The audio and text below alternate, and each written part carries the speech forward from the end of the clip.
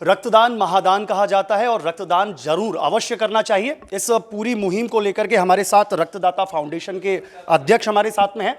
साथ में इनसे ये भी जानेंगे कि कैसे इनको प्रेरणा हुई और आज शायद मैं कहूँ कि वृंदावन में अगर रक्त की कमी कहीं नहीं हो रही है तो उनका सबसे बड़ा श्रेय रक्तदाता फाउंडेशन को जाता है।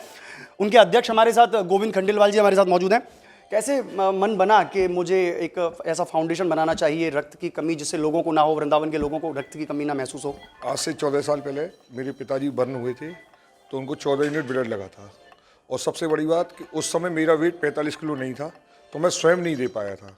तो मेरे मन में एक धारणा थी कि 14 यूनिट लिया तो कम से कम एक 28 यूनिट तो कम से कम हम डोनेट करें जिससे वो कर्ज चुकती हो। फिर पहले तो ऑन कॉल जाते थे हम लोग, किसी को ज़रूरत होती थी चले जाते थे। फिर धीरे धीरे 4 लोगों 5 लोगों का हमारा ग्रुप बना, फिर एक संस्था का निर्माण हुआ और आज एक विशाल रूप ले चुका है जो कि मथुरा जिले ही नहीं बल्कि आगरा मंडल में हम लोग कार्य कर रहे हैं। अच्छा गोविंद जी, एक सवाल मेरा, 64वां रक्तदान शिविर अब की बार ये लगाया रामकृष्ण मिशन में। जब प्रथम शुरुआत की थी तो कैसा लगा था? लोगों को एकत्रित करने में, लोगों को बुलाने में कि आप आइए रक्तदान कीजिए, तो उस समय का मूड लोगों का क्या था और आज जब 64वां लग रहा है तो आज किस तरीके का मूड दिखाई देता है? जिस समय हमने ये मुहिम शुरू की थी उस समय अगर 1 यूनिट की रिक्वायरमेंट हमारे पास आती थी तो हमें 2-2 दिन लग जाते थे। हम 5-6 लोग सब काम छोड़ करके लोगों से बातें करते थे कि भाई कैसे भी 1 यूनिट हो जाए, लेकिन उसके लिए मतलब बहुत मशक्क़त करनी पड़ती। लेकिन आज इतनी अवेयरनेस है कि हम लोग केवल कैंप का एक प्रचार सा करते हैं फेसबुक और व्हाट्सअप के जरिए से केवल, और लोग अपने आप आगे बढ़ के आके स्वेच्छा से देते हैं।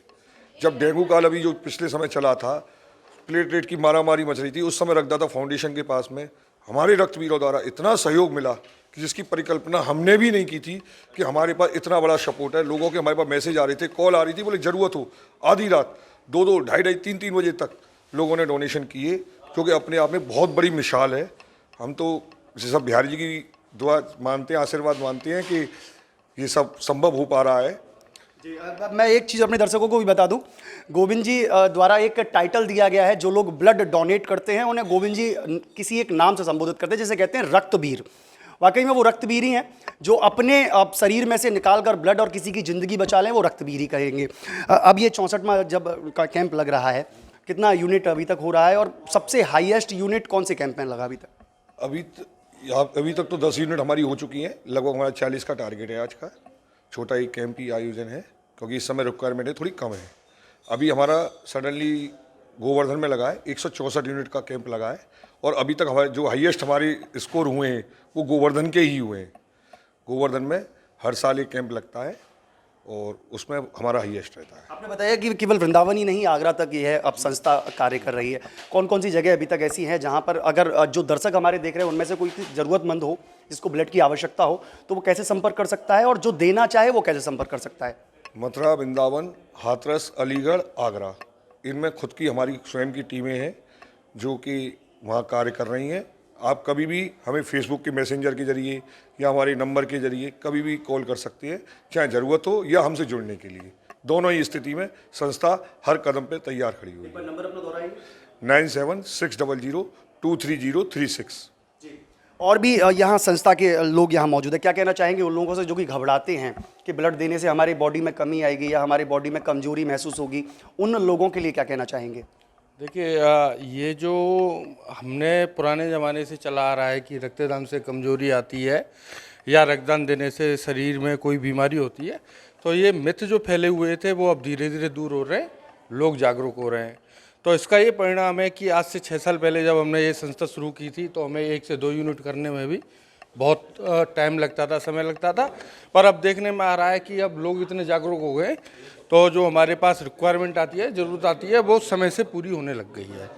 तो अब लोगों से हमारा यही कहना है कि बेझिझक होकर रक्तदान करिए। रक्तदान से कोई कमजोरी नहीं आती, जबकि बल्कि रक्तदान से आपको अनेकों एक फ़ायदा हैं।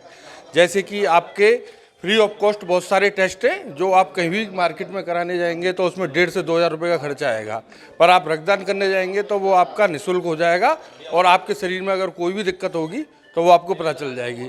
इसलिए हर 3 महीने में प्रत्येक व्यक्ति को, स्वस्थ व्यक्ति को रक्तदान करना चाहिए। जी बिल्कुल, वाकई में 3 महीने में रक्तदान जरूर करना चाहिए। देखिए मैं समझूं शायद बहुत कम उम्र है, बहुत ही कम उम्र की है। उम्र कितनी है भैया आपकी? 25 साल है। 25 साल उम्र है। देखिए 25 साल की उम्र में वो रक्तदान कर रहे हैं, कैसा लग रहा है? बहुत बढ़िया लग रहा है काम करके। पहली बार किया है या पहले भी कर चुके हैं? हाँ, पहली बार हो रहा है। पहली बार। क्या मन में आया कि मुझे रक्तदान करना? मेरे को लगा जब रक्तदान करने से दूसरे आदमी का काम पे आ जाए ब्लड, उसके लिए किया मैंने। अच्छा लग रहा है? हाँ, अच्छा लग रहा है। मिशन में काम करता हूँ मैं, मिशन में। हाँ, अच्छा, तो अब आप ब्लड दे रहे हैं, जब आपका ब्लड आपकी बॉडी से निकल रहा है तो कुछ महसूस हो रहा है, कुछ कमजोरी ऐसा फीलिंग कुछ आ रही है? अरे कुछ भी नहीं हो रहा है ऐसा, कुछ भी नहीं है ऐसा। ऐसा फैला हुआ है जो एक लोगों ने अपनी मानसिकता बना रखी है कि ब्लड देने से कमजोरी आती है, बॉडी में, शरीर में कमजोरी आती है, क्या कुछ ऐसा है आप? ऐसा कुछ भी नहीं है, ये जो आदमी का बकवास है बस, बाकी कुछ नहीं है। तो वाकई में आप सभी को, मैं तो अपने सभी दर्शकों को कहना चाहूंगा कि रक्तदान जरूर करें, क्योंकि रक्त आपकी एक रक्त देने से शायद किसी की जिंदगी बच सकती है, जो कि मौत और जिंदगी के बीच में जो जूझ रहा होगा उसकी जिंदगी शायद आपके उस रक्त से बच सकती है। तो ज़्यादा से ज़्यादा रक्तदान करें और रक्तदाता फाउंडेशन को सपोर्ट भी करें। ऐसी अन्य खबरों को देखने के लिए जुड़े रहिए न्यूज़ 11 के साथ में जिन लोगों ने अभी चैनल को सब्सक्राइब नहीं किया है, जल्दी से चैनल को सब्सक्राइब करें।